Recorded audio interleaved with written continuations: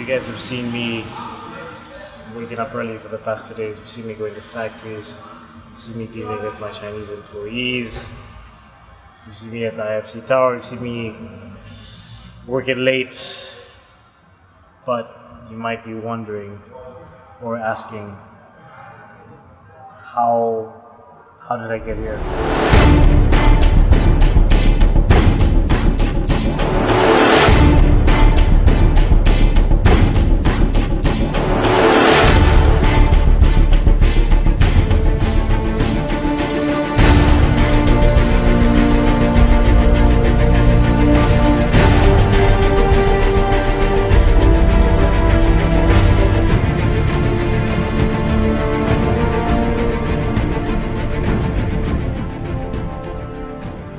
That's it.